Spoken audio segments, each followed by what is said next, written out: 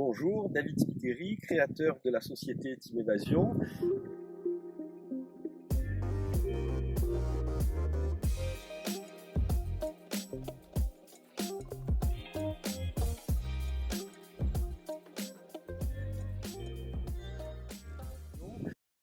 Notre but est de proposer des activités nature à tous les publics.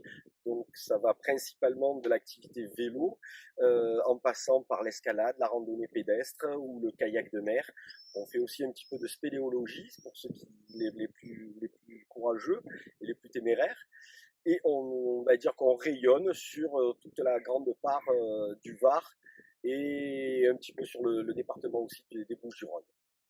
Donc, où est exactement située votre structure? Sur le plan d'Ops Sainte-Baume, en haut du massif de la Sainte-Baume.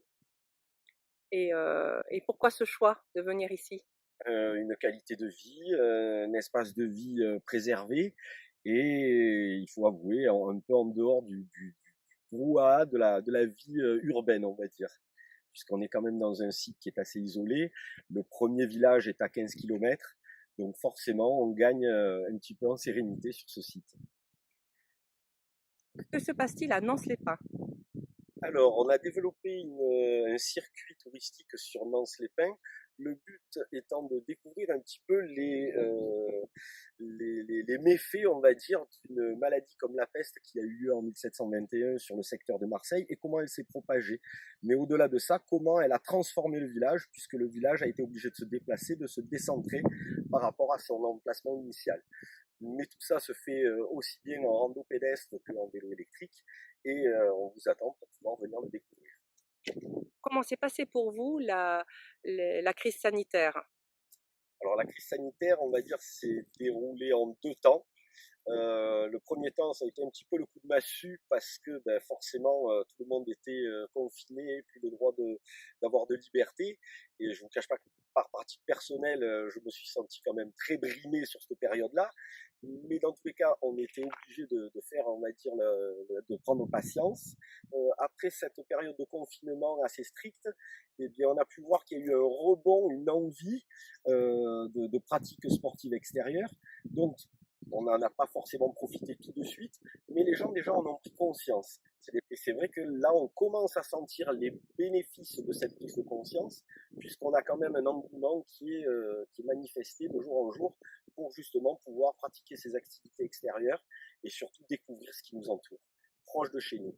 On a pu voir que par exemple le tourisme, au lieu de s'exporter vers les pays étrangers, eh bien, suite à cette crise, c'est quand même relativement bien recentré sur la région d'origine des gens. Et du coup, ça nous a permis, nous aussi, d'avoir, on va dire, une clientèle plus impliquée parce que c'est leur milieu direct. C'est le milieu qui les concerne directement. Donc oui, ça a été un mal, on va dire, pour un bien. Alors, si vous aviez un conseil à donner à un jeune qui voudrait faire le même genre d'activité?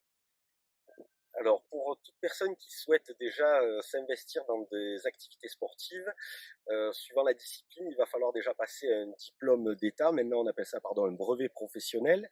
Dans la discipline qu'il souhaite faire, ça peut être aussi bien en kayak, en vélo, en randonnée pédestre.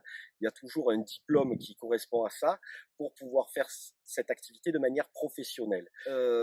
Au-delà de ça, après, bien sûr, il va falloir construire son projet en même temps que sa formation pour pouvoir justement se rendre compte un petit peu de l'environnement qu'il va falloir appréhender pour pouvoir réussir son démarrage professionnel, aussi bien au niveau réglementation qu'au niveau relationnel pour pouvoir pratiquer dans les endroits qu'on a prévu de faire partager aux gens qui vont venir nous voir.